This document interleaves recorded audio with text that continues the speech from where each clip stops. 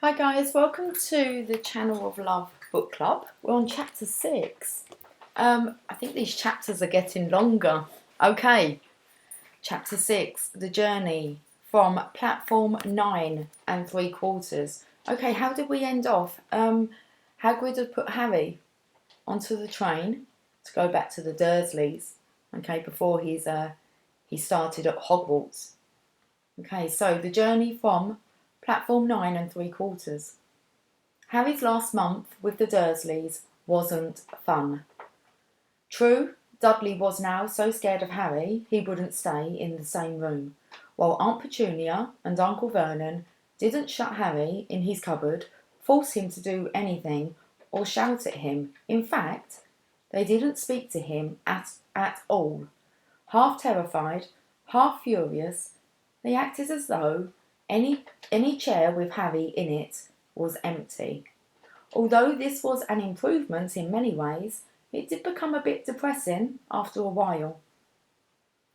Harry kept to his room, with his new owl for company. He had decided to call her Hedwig, a name he had found in a history of magic. His school books were very interesting. He lay on his bed reading late into the night, Hedwig swooping in and out of the open window as she pleased.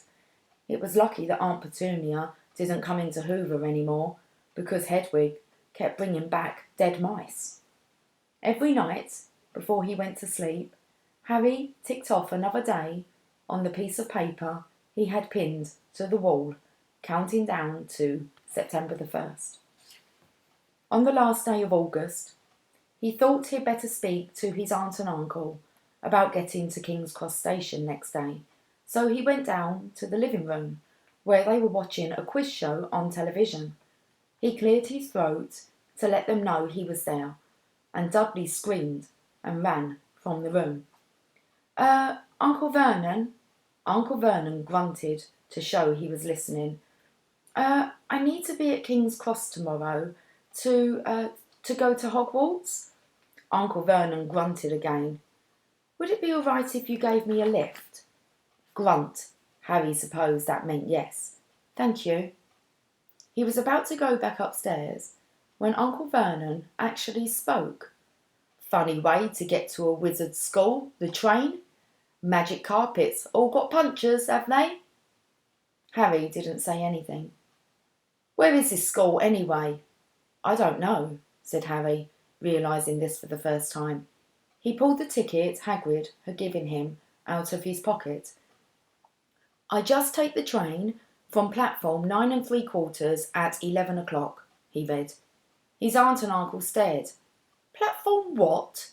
9 3/4? Don't talk rubbish, said Uncle Vernon. There is no platform 9 3/4. It's on my ticket.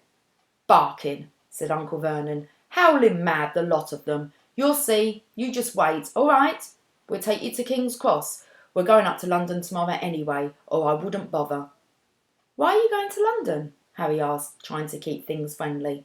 Taking Dudley to hospital, growled Uncle Vernon. Got to have that ruddy towel removed before he goes to Smeltings. Harry woke at 5 o'clock the next morning and was too excited and nervous to go back to sleep. He got up and pulled on his jeans because he didn't want to walk into the station in his wizard's robes. He'd change on the train. He checked his Hogwarts list yet again to make sure he had everything he needed, saw that Hedwig was shut safely in her cage, and then paced the room, waiting for the Dursleys to get up. 2 hours later, Harry's huge heavy trunk had been loaded into Mr. Dursley's car. Aunt Petunia had talked Dudley into sitting next to Harry, and they had set off. They reached King's Cross at 10:30. Uncle Vernon dumped Harry's trunk onto a trolley and wheeled it into the station for him. Harry thought this was strangely kind until Uncle Vernon stopped dead, facing the platforms with a nasty grin on his face. Well, there you are, boy. Platform 9, platform 10. Your platform should be somewhere in the middle, but they don't seem to have built it yet, do they? He was quite right, of course. There was a big plastic number 9 over one platform, and a big plastic number 10 over the one next to it, and in the middle, nothing at all. "Have a good term," said Uncle Vernon, with an even nastier smile. He left without another word. Harry turned and saw the Dursleys drive away. All three of them were laughing. Harry's mouth went rather dry. What on earth was he going to do? He was starting to attract a lot of funny looks because of Hedwig. He'd have to ask someone. He stopped a passing guard, but didn't dare mention platform 9 3/4. The guard had never heard of Hogwarts, and when Harry couldn't even tell him what part of the country it was in, he started to get annoyed, as though Harry was being stupid on purpose. Getting desperate, Harry asked for the train that left at 11 o'clock, but the guard said there wasn't one. In the end, the guard strode away, muttering about time wasters. Harry was now trying hard not to panic. According to the large clock over the arrivals board, he had 10 minutes left to get on the train to Hogwarts, and he had no idea how to do it. He was stranded in the middle of a station with a trunk he could hardly lift, a pocket full of wizard money, and a large owl. Hagrid must have forgotten to tell him something you had to do, like tapping the third brick on the left to get into Diagon Alley. He wondered if he should get out his wand and start tapping the ticket box between platforms 9 and 10. At that moment, a group of people passed just behind him, and he caught a few words of what they were saying. "Packed with muggles, of course." Harry swung around. The speaker was a plump woman who was talking to 4 boys, all with flaming red hair. Each of them was pushing a trunk like Harry's in front of him, and they had an owl. Heart hammering, Harry pushed his trolley after them. They stopped, and so did he, just near enough to hear what they were saying. "Now, what's the platform number?" said the boys to Mother. 9 3/4, piped a small girl, also red-headed, who was holding her hand. "Mum, can't I go?" "You're not old enough, Ginny. Now be quiet." "All right, Percy, you go first." With what looked like the oldest boy marched towards platforms 9 and 10. Harry watched, careful not to blink in case he missed it.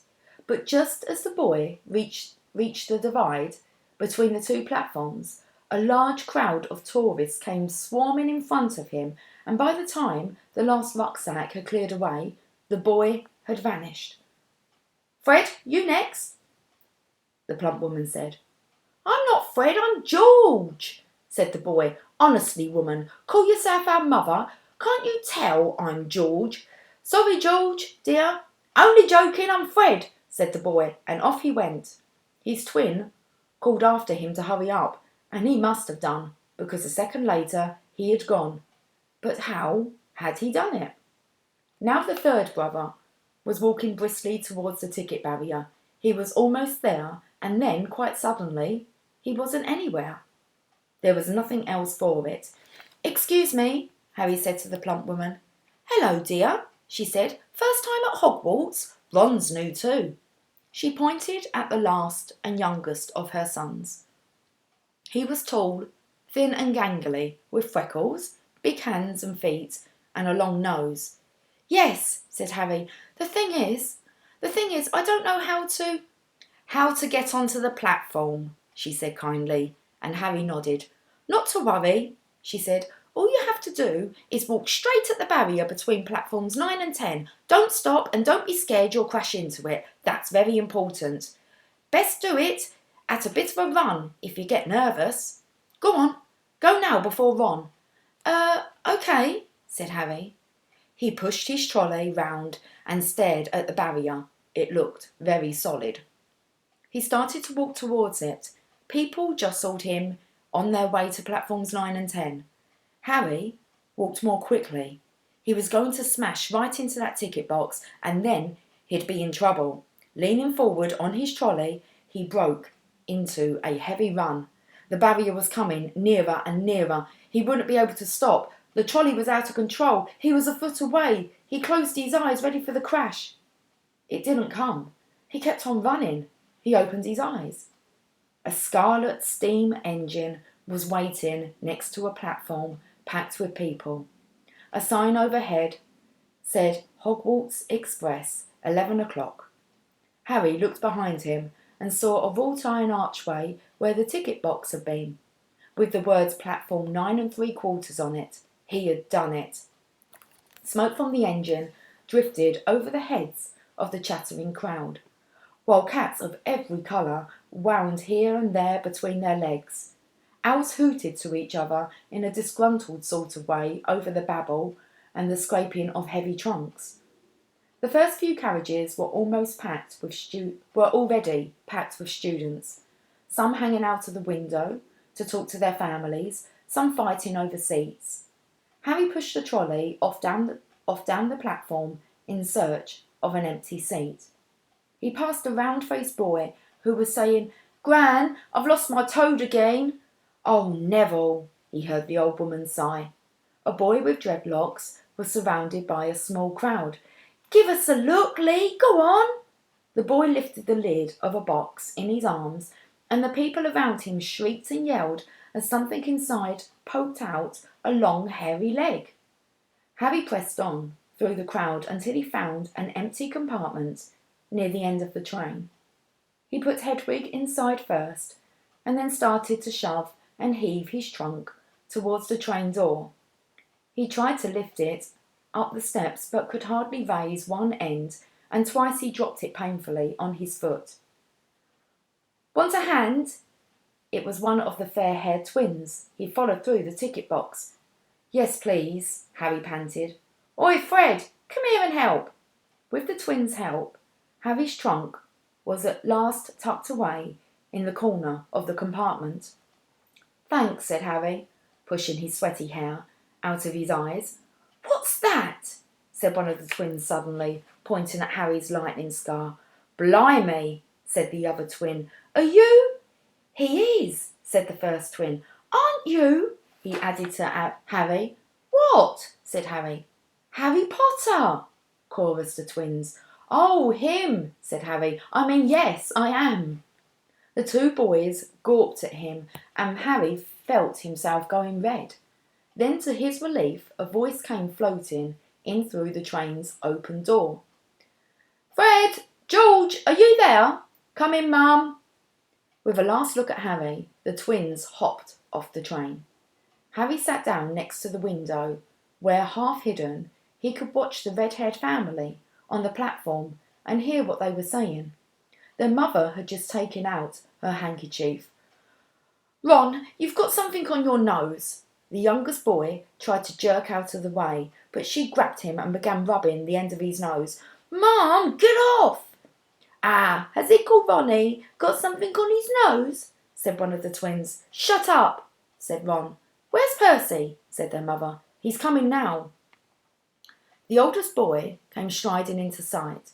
He had already changed into his billowing black Hogwarts robes, and Harry noticed a shiny silver badge on his chest with the letter P on it.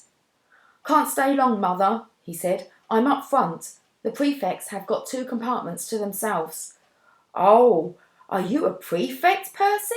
said one of the twins with an air of great surprise. "You should have said something. We had no idea." "Hang on, I think I remember him saying something about it," said the other twin. "Once or twice, a minute, all summer." "Oh, shut up," said Percy the prefect. "How come Percy gets new robes anyway?" said one of the twins. "Because he's a prefect," said their mother fondly. "All right, dear, well, have a good term. Send me an owl when you get there." She kissed Percy on the cheek and he left. Then she turned to the twins. "Now, you two, this year you behave yourselves. If I get one more owl telling me you've blown up a toilet or blown up a toilet." "We've never blown up a toilet." "Great idea, though. Thanks, Mum." "It's not funny. And look after Ron." "Don't worry, Ronnie Kings is safe with us." "Shut up," said Ron again. He was almost as tall as the twins already, and his nose was still pink where his mother had rubbed it. "Hey, Mum, guess what? Guess who we just met on the train?" Harry leant back quickly so they couldn't see him looking. You know that black-haired boy who was near us in the station? Know who he is? Who? Harry Potter. Harry heard the little girl's voice. Oh, Mum, can I go on the train and see him? Mum, oh, please. You've already seen him, Ginny. And the poor boy isn't something you goggle at the zoo. Is he really, Fred? How do you know? Asked him. Saw his scar. It's really there, like lightning. Poor dear. No wonder he was alone. I wondered. He was ever so polite when he asked how to get onto the platform. Never mind that. Do you think he remembers what you-know-who looks like? Their mother suddenly became very stern. I forbid you to ask him, Fred. No, don't you dare, as though he needs reminding of that on his first day at school. All right, keep your hair on. A whistle sounded.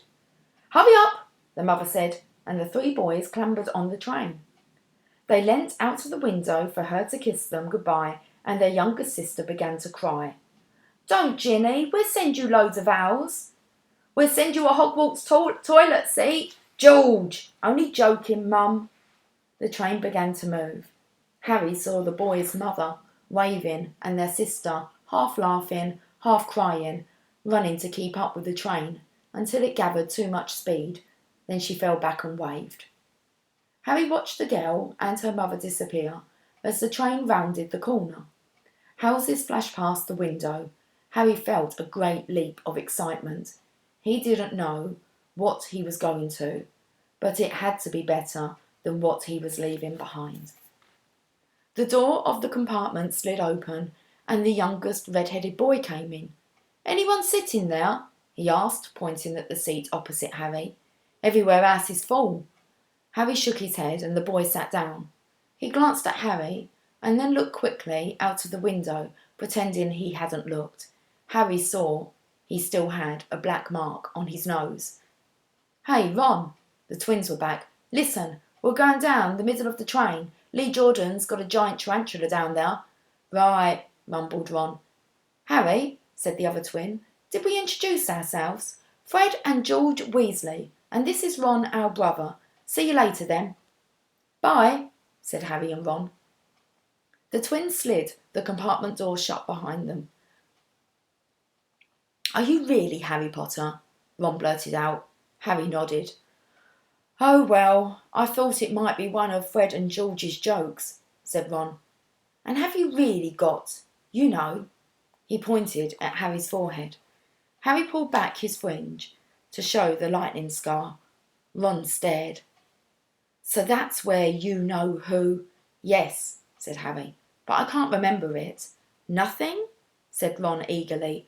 Well, I remember a lot of green lights, but nothing else. Wow, said Ron. He sat and stared at Harry for a few moments. Then, as though he had suddenly realised what he was doing, he looked quickly out of the window again. Are all your family wizards? Asked Harry, who found Ron just as interesting as Ron found him. Yeah, I think so, said Ron. I think Mum's got a second cousin who's an accountant, but we never talk about him. So you must know loads of magic already. The Weasleys were clearly one of those old wizarding families the pale boy in Diagon Alley had talked about. I heard you went to live with Muggles, said Ron. What are they like? Horrible. Well, not all of them. My aunt and uncle and cousin are, though. Wish I'd had 3 wizard brothers. 5, said Ron. For some reason he was looking gloomy. I'm the 6th in our family to go to Hogwarts. You could say I've got a lot to live up to. Bill and Charlie have already left. Bill was head boy and Charlie was captain of Quidditch. Now Percy's a prefect. Fred and George mess around a lot, but they still get really good marks and everyone thinks they're really funny. Everyone expects me to do as well as the others. But if I do, it's no big deal, because they did it first. You never get anything new either, with 5 brothers. I've got Bill's old robes, Charlie's old wand, and Percy's old rat. Ron reached inside his jacket and pulled out a fat grey rat, which was asleep. His name's Scabbers, and he's useless. He hardly ever wakes up, Percy got an owl from my dad for being made a prefect, but they couldn't afford, I got scabbers instead. Ron's ears went pink. He seemed to think he'd said too much, because he went back to staring out of the window. Harry didn't think there was anything wrong with not being able to afford an owl. After all, he'd never had any money in his life until a month ago, and he told Ron so, all about having to wear Dudley's old clothes and never getting proper birthday presents. This seemed to cheer Ron up. And until Hagrid told me, I didn't even know anything about being a wizard or about my parents or Voldemort. Ron gasped. What? Said Harry. You said you know whose name, said Ron, sounding both shocked and impressed. I'd have thought you, of all people. I'm not trying to be brave or anything, saying the name, said Harry. I just never knew you shouldn't. See what I mean? I've got loads to learn, I bet. He added, voicing, for the first time, something that had been worrying him a lot lately. I bet I'm the worst in the class. You won't be. There's loads of people who come from Muggle families and they learn quick enough. While they had been talking, the train had carried them out of London. Now they were speeding past fields full of cows and sheep. They were quiet for a time, watching the fields and lanes flick past. Around 12:30, there was a great clattering outside in the corridor, and a smiling, dimpled woman slid back their door and said, Anything off the trolley, dears? Harry, who hadn't had any breakfast, leapt to his feet, but Ron's ears went pink again, and he muttered that he'd brought sandwiches. Harry went out into the corridor. He had never had any money for sweets with the Dursleys, and now that he had pockets rattling with gold and silver, he was ready to buy as many Mars bars as he could carry. But the woman didn't have Mars bars. What she did have were Bertie Bott's every flavour beans, Drubel's best blowing gum, chocolate frogs, pumpkin pasties, cordial cakes, licorice wands, and a number of other strange things Harry had never seen in his life. Not wanting to miss anything, he got some of everything and paid the woman 11 silver sickles and 7 bronze nuts. I'm running out of battery. I'm just going to charge us up so I can carry on because it's a long chapter. I'm so sorry. I should have checked before I started. Okay. What a perfect place to stop. Okay. There we go. We don't want it cutting out. Let me just get a drink and we'll carry on. Okay.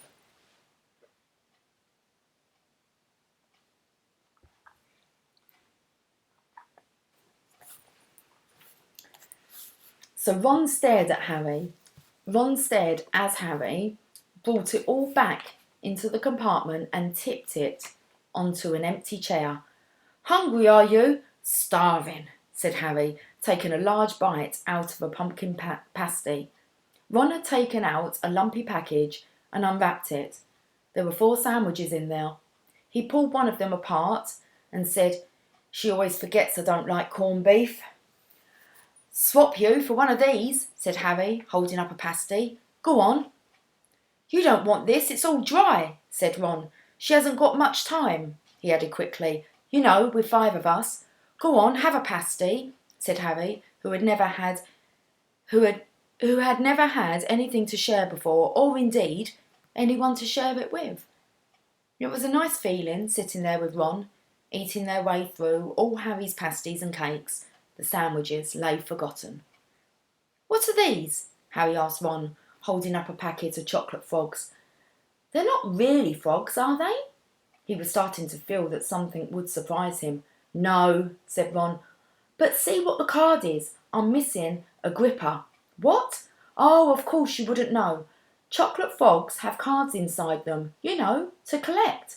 Famous witches and wizards. I've got about 500, but I haven't got a gripper or Ptolemy. Harry unwrapped his chocolate frog and picked up the card. It showed a man's face. He wore half-moon glasses, had a long crooked nose and flowing silver hair, beard and moustache. Underneath the picture was the name Albus Dumbledore. "So this is Dumbledore," said Harry. "Don't tell me you've never heard of Dumbledore," said Ron. "Can I have a frog? I might get a gripper. Thanks."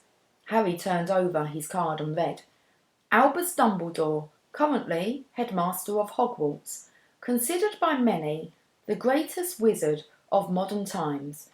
Professor Dumbledore is particularly famous for his defeat of the dark wizard Grindelwald in 1945, for the discovery of the 12 uses of dragon's blood, and his work on alchemy with his partner Nicholas Flamel. Professor Dumbledore enjoys chamber music and 10-pin bowling." Harry turned the card back over and saw, to his astonishment, that Dumbledore's face had disappeared. "He's gone." "Well, you can't expect him to hang around all day," said Ron. "He'll be back." "No, I've got Morgana again, and I've got about 6 of her. Do you want it? You can start collecting." Ron's eyes strayed to the pile of chocolate frogs waiting to be unwrapped. "Help yourself," said Harry. "But in, the Muggle world, people just stay put in photos." "Do they? What? They don't move around at all?" Ron sounded amazed. "Weird." Harry stared as Dumbledore sidled back into the picture on his card and gave him a small smile. Ron was more interested in eating the frogs than looking at the famous witches and wizards cards, but Harry couldn't keep his eyes off them. Soon he had not only Dumbledore and Morgana, but Hengish of Woodcroft, Alberic Grunion, Cirque, Paracelsus, and Merlin. He finally tore his eyes away from the druidess Clodna, who was scratching her nose, to open a bag of Bertie Bott's every flavoured beans. "You want to be careful with those," Ron warned Harry. "When they say every flavour, they mean every flavour. You get all the ordinary ones like chocolate and peppermint and marmalade, but then you can get spinach and liver and gripe. George reckons he had a bogey flavoured one once." Ron picked up a green bean, looked at it carefully, and bit into it. "Ugh! See? Sprouts." They had a good time eating the every flavour beans.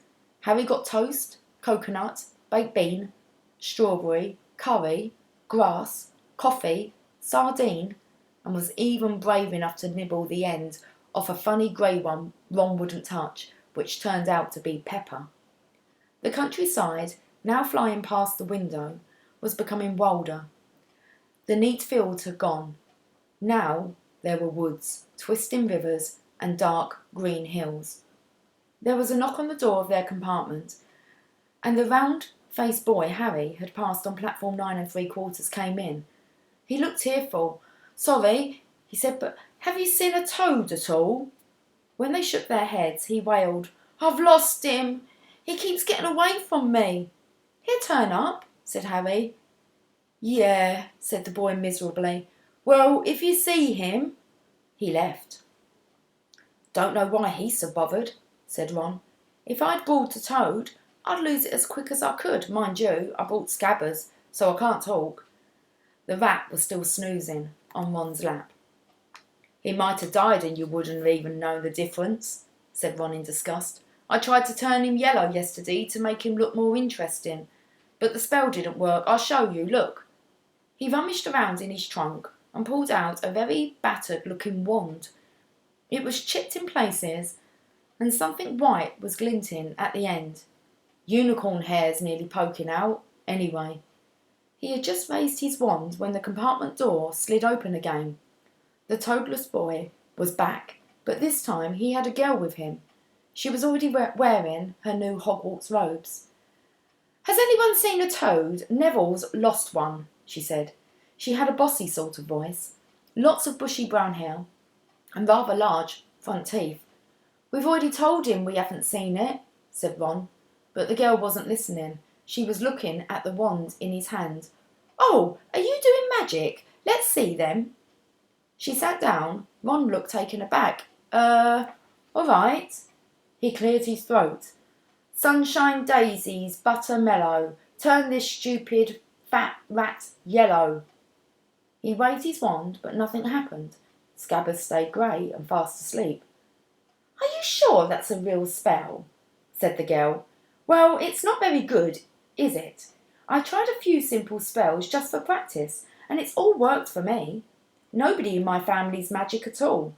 It was ever such a surprise when I got my letter, but I was ever so pleased, of course. I mean, it's the best school of witchcraft there is, I've heard. I've learnt all about our set books, off by heart, of course. I just hope it will be enough. I'm Hermione Granger, by the way. Who are you? She said all this very fast. Harry looked at Ron and was relieved to see, by his stunned face, that he hadn't learnt all the set books off by heart either. I'm Ron Weasley, Ron muttered. Harry Potter, said Harry. Are you really? Said Hermione. I know all about you, of course. I got a few extra books for background reading, and you're in Modern Magical History and the Rise and Fall of the Dark Arts and Great Wizarding Events of the 20th Century. Am I? Said Harry, feeling dazed. Goodness, didn't you know? I have found out everything I could if it was me, said Hermione. Do either of you know what house you'll be in? I've been asking around, and I hope I'm in Gryffindor. It sounds by far the best. I hear Dumbledore himself was one, but I suppose Ravenclaw wouldn't be too bad. Anyway, we'd better go and look for Neville's toad. You two had better change. You know, I expect we'll be there soon. Excuse me. And she left, taking the toadless boy with her. Whatever house I'm in, I hope she's not in it, said Ron. He threw his wand back into his trunk. Stupid spell. George gave it to me. Bet he knew it was a dud. What house are your brothers in? Asked Harry. Gryffindor, said Ron. Gloom seemed to be settling on him again.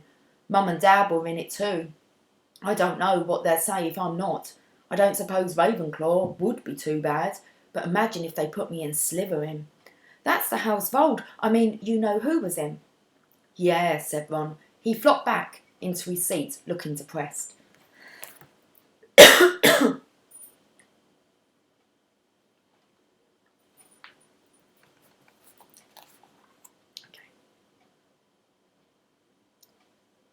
You know, I think the ends of Scabbers' whiskers are a bit lighter, said Harry, trying to take Ron's mind off houses.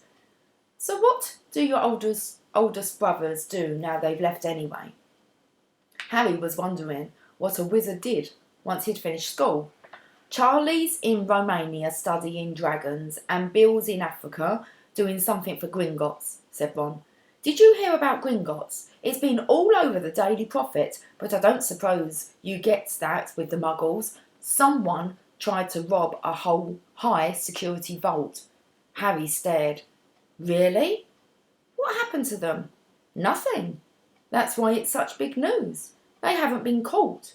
My dad says it must have been a powerful dark wizard to get round Gringotts, but they don't think they took anything. That's what's odd. Of course, everyone gets scared when something like this happens in case you know who's behind it. Harry turned this news over in his mind. He was starting to get a prickle of fear every time you know who was mentioned. He supposed this was all part of entering the magical world, but it had been a lot more comfortable saying Voldemort without worrying. What's your Quidditch team? Ron asked. I don't know any, Harry confessed. What? Ron looked dumbfounded. Oh, you wait. It's the best game in the world. And he was off, explaining all about the 4 balls and the positions of the 7 players, describing famous games he'd been to with his brothers, and the broomstick he'd like to get if he had the money. He was just talking Harry through the finer points of the game when the compartment door slid open yet again, but it wasn't Neville, the toadless boy, or Hermione Granger this time. 3 boys entered, and Harry recognised the middle one at once. It was the pale boy, from Madame Malkin's robe shop. He was looking at Harry with a lot more interest than he'd shown back in Diagon Alley. "Is it true," he said, "they're all saying down the train that Harry Potter's in this compartment? So it's you, is it?" "Yes," said Harry. He was looking at the other boys. Both of them were thick-set and looking extremely mean. Standing either side of the pale boy, they looked like bodyguards. "Oh, this is Crabbe and this is Goyle," said the pale boy carelessly, noticing where Harry was looking. "And my name's Malfoy, Draco Malfoy." Ron gave a slight cough, which might have been hiding a snigger. Draco Malfoy looked at him. "Think my name's funny, do ya? No need to ask who you are. My father told me all the Weasleys have red hair, freckles, and more children than they can afford." He turned back to Harry. "You'll soon find out some wizarding families are much better than others, Potter. You don't want to go making friends with the wrong sort. I can help you there." He held out his hand to shake Harry's, but Harry didn't take it. I think I can tell who the wrong sort are for myself, thanks," he said coolly. Draco Malfoy didn't go red, but a pink tinge appeared in his pale cheeks. "I'll be careful if I were you, Potter," he said slowly. "Unless you're a bit politer, you'll go the same way as your parents. They didn't know what was good for them either. You hang around with riffraff like the Weasleys and that Hagrid, and it'll rub off on you." Both Harry and Ron stood up. Ron's face was as red as his hair. "Say that again," he said. "Oh, you're going to fight us, are you?" Malfoy sneered. "Unless you get out now," said Harry more bravely than he felt, because Crabbe and Goyle were a lot bigger than him or Ron. "But we don't feel like leaving, do we, boys? We've eaten all our food, and you seem to have some." Goyle reached towards the chocolate frogs next to Ron. Ron leapt forward, but before he'd so much as touched Goyle, Goyle let out a horrible yell. Scabbers the rat was hanging off his finger. Sharp little teeth sunk deep into Goyle's knuckle. Crabbe and Malfoy backed away at Goyle as Goyle swung Scabbers around and around, howling. And when Scabbers finally flew off and hit the window, all three of them disappeared at once. Perhaps they thought there were more rats lurking among the sweets, or perhaps they'd heard footsteps, because a second later Hermione Granger had come in. "What has been going on?" she said, looking at all the sweets all over the floor, and Ron picking up Scabbers by the towel. "I think he's been knocked out," Ron said to Harry. He looked closer at Scabbers. "No, I don't believe it. He's gone back to sleep." And so he had. "You met Malfoy before?" Harry explained about their meeting in Diagon Alley. "I've heard of his family," said Ron darkly. "They were some of the first to come back to our side after you-know-who disappeared. Said they'd been bewitched. My dad doesn't believe it. He says Malfoy's father didn't need an excuse to go over to the dark side." He turned to Hermione. "Can we help you with something?" "You'd better hurry up and put your robes on. I've just been up the front to ask the driver, and he says we're nearly there. You haven't been fighting, have you? You'll be in trouble before we even get there." "Scabbers has been fighting, not us," said Ron, scowling at her. "Would you mind leaving while we change?" "All right. I only came in here because people outside are behaving very childishly, racing up and down the corridors," said Hermione in a sniffly voice. "And you've got dirt on your nose, by the way. Did you know?" Ron glared at her as she left. Harry peered out of the window. It was getting dark. He could see mountains and forests under a deep purple sky. The train did seem to be slowing down. He and Ron took off their jackets and pulled on their long black robes. Ron's were a bit short for him. You could see his trainers underneath them. A voice echoed through the train. "We will be reaching Hogwarts in..." A voice echoed through the train. "We will be reaching Hogwarts in 5 minutes' time. Please leave your luggage on the train. It will be taken to the school separately." Harry's stomach lurched with nerves, and Ron, he saw, looked pale under his freckles. They crammed their pockets with the last of the sweets and joined the crowd thrown in the corridor. The train slowed right down and finally stopped. People pushed their way towards the door and out onto a tiny dark platform. Harry shivered in the cold night air. Then a lamp came bobbing over the heads of the students, and Harry heard a familiar voice. First years over here. All right there, Harry." Hagrid's big hairy face beamed over the sea of heads. "Come on, follow me. Any more first years? Mind your step now. First years, follow me." Slipping and stumbling, they followed Hagrid down what seemed to be a steep, narrow path. It was so dark either side of them that Harry thought there must be thick trees there. Nobody spoke much. Neville, the boy, who kept losing his toad, sniffed once or twice. You'll get your first sight of Hogwarts in a sec," Hagrid called over his shoulder. "Just round this bend here." There was a loud "Ooh." The narrow path had opened suddenly onto the edge of a great black lake. Perched atop a high mountain on the other side, its windows sparkling in the starry sky, was a vast castle with many turrets and towers. "No more and 4 to a boat," Hagrid called, pointing to a fleet of little boats sitting in the water by the shore. Harry and Ron were followed into their boat by Neville and Hermione. "Everyone in!" shouted Hagrid, who had a boat to himself. "Right then, forward!" And the fleet of little boats moved off all at once, gliding across the lake, which was as smooth as glass. Everyone was silent, staring up at the great castle overhead. It towered over them as they sailed nearer and nearer to the cliff on which it stood. "Heads down!" yelled Hagrid as the first boats reached the cliffs. They all bent their heads, and the little boats carried them through a curtain of ivy which hid a wide opening in the cliff face. They were carried along a dark tunnel which seemed to be taking them right underneath the castle until they reached a kind of underground harbour, where they clambered out onto rocks and pebbles. "Oi, you there! Is that your toad?" said Hagrid, who was checking the boats as people climbed out of them. "Trevor!" cried Neville blissfully, holding out his hands.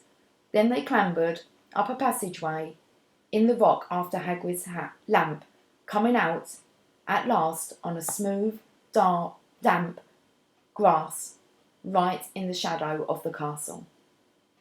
I'm just going to reread that part. Okay, so we've got "Trevor!" cried Neville blissfully, holding out his hands. Then they clambered up a passageway in the rock after Hagrid's lamp, coming out at last onto smooth, damp grass right in the shadow of the castle. They walked up a flight of stone steps and crowded around the huge oak front door. "Everyone here? You there! Still got your toad?" Hagrid raised a gigantic fist and knocked 3 times on the castle door. Okay, I did have to put this video together. It's got 2 of them, okay? But all good. I really hope that you enjoyed that. That was an awesome chapter. Okay, what's next? Oh, it's going to be the Sorting Hat, isn't it? Chapter 7, the Sorting Hat. Okay, guys, if you're off to bed, sweet dreams. I will catch up with you soon. Take care. Much love. Bye for now.